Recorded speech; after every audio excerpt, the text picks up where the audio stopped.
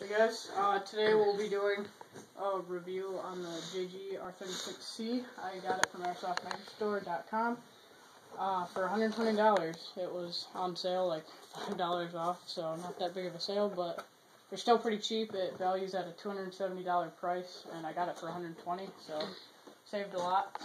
On the box, it'll say G608. That's just another way to say the name of the gun. It'll say assault rifle, it'll have a picture of the real gun, and then it'll have your data of G608 electric air gun, and name, overall weight, barrel length, magazine, bullet, and initial speed. When you first open the box, you should see something like this. You will see a yellow page. It's your receipt, and you should see something authorized and technician approved BBs and low grade and warranty voiding BBs. You really want to get the authorized BBs because the low grade ones, they'll jam up your gun almost immediately when you first start shooting the gun. So make sure you get these types of BBs and not these. My BBs are TSDs and they work fine. They do sell golden ball BBs, which are right there on the top of the list at Airsoft Megastore. So you can get good BBs there. Next, you will see your manual, the G608.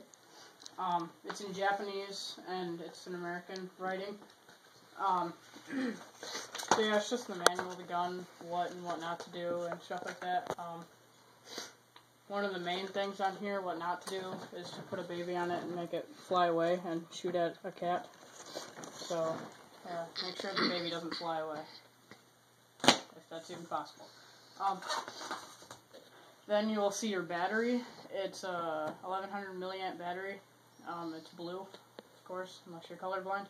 It's by JG Works, and JG means Jing Gong. It is the creator of the gun.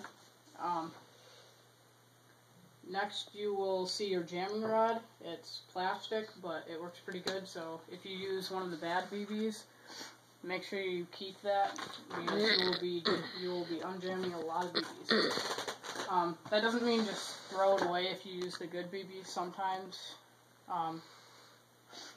those good BBs will jam. It just depends on what you do with the gun, which I'll talk about right now. And next you will see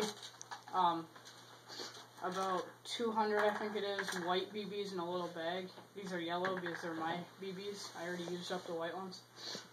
And then, yeah, you'll find your gun that goes right here. There's an orange cap on it, and there's no exit, so make sure you take that off before you fire. On the gun, there are two ambidextrous things. That means it works on both sides of the gun, left and right. One is the hop up. It's on both sides. Right there. You swing it, pull it back, and that reveals your hop up. There should be a wheel right there. You spin it up for more hop up, and spin it down for less hop up. The magazine release is right here. You push it towards the magazine, and it comes out fine. This magazine is filled with BBs. It does not come filled. These are my BBs that I put in there myself. So sometimes your gun may come with 3 or 4 BBs left in it, because when they test the gun, because they do have to test the gun before they send it out, sometimes there will be a few BBs left in there, so you'll get some luck if there are BBs in there. If not, it's alright. There's a folding stock. Folds for CQB. That means it's close quarter, so like when you're inside fighting. So it folds. Just when you fold it back, you just gotta lift it up off this and wait for the click. The next ambidextrous thing on here. Oh wait, and the folding stock is not ambidextrous. The button is on only the left side. But the fire selector is ambidextrous. It's on both sides, the left and right side of the gun. Other things about the fire selector, the bullet that is crossed out, that is safety. I cannot pull the trigger. The one bullet is semi-auto, and then the many bullets is fully auto. So yeah, that's pretty cool. And, I mean, a lot of guns just say safe, semi, and full or something like that. The iron sights are really good. I don't know if you can see that or not, but they're really good. There's two different ways. The small circle is long range, and the big circle is closer range. The metal things on this gun, on the outside of it, are the rail. This bolt for the battery, which I'll talk about in a second. The button for the folding stock, that's metal. The iron sight switches, those are iron or metal. The trigger, that's metal, and of course the screws are and everything else. The top rail though, that is not metal, it's plastic. Same with the gun, it's plastic, but it's really, really sturdy, so it won't break unless you do some serious damage to it. The battery, there's a little bolt right here. Mine's sticking out a little bit, but it should look like that. You push on the right side of the gun on that bolt and just pull it out, and make sure you don't lose that, because then you'll have to get a new one. The battery is not in here, but it's still in the box right here. You just connect it to the connector and put it in there. Then I'll put the battery in there in a second when I do the firing test. So yeah, then when you have the battery in there, some people have some trouble with it, some people don't. Then you just put the bolt back in. Sometimes it takes some force to put the bolt back in. So yeah, I got this from airsoftmegastore.com. It's in California, and got it for $120. There is another, and this is the new enhanced 2011 model. So this is their newest gun. You can buy this exact gun with some upgrades, like one might come with maybe like a red dot, or it might come with its own grip, or something like that. But I just bought it plain, just comes with the battery, your jamming rod, your manual, the orange tip, your receipt, and some BBs, and of course the gun. So yeah, that's the JG r36c. The FPS on it is about 350 to 400, weighs, with the battery in it, about 7 pounds.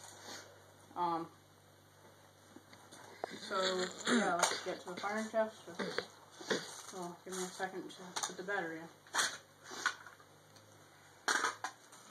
When you put the battery in, of course you got to connect the battery. There's that little hole right there. You want to put the connector in there. It fits perfectly, and then you want to put the battery right here. And just put the cords on the thing, on the gun. And then you hold it, and then put this back on. Sometimes it's kind of hard, sometimes it's not. Just depends, I guess. This one, the cord is getting stuck.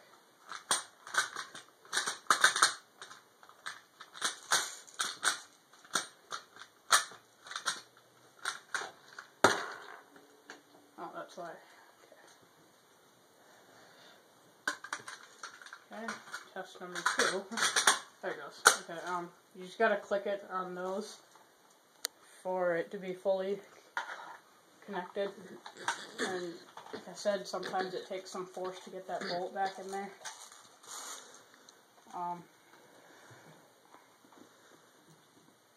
There it goes. So yeah, it's fully charged, and let's get started. I will be shooting at the left window on that building over there. Yeah, so first I'm going to do semi-auto. I'll do about maybe 5 shots.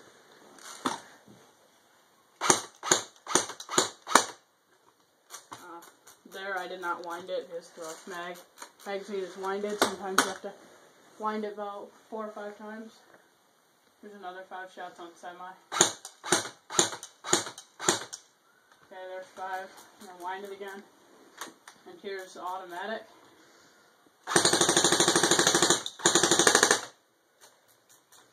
And when it makes that loud metal clinking noise, that means it's out on the wind, so you have to rewind it. Rewind it. Do auto. Rewind it. And go straight back to semi. And so yeah, that's the shooting test. It's pretty fast.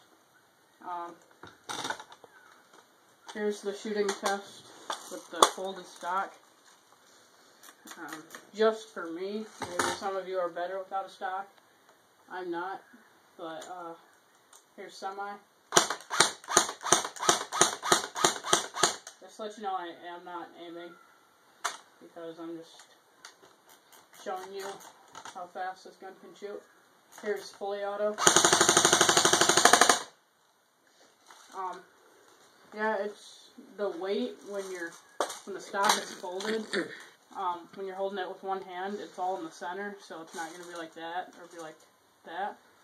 So it's pretty easy to hold. But with the stock folded, you can just carry it with 2 hands. Or even with the stock folded, you can carry it with 2 hands. Just hands are a lot closer together. Yeah. So yeah, that's the JG R36. Goodbye.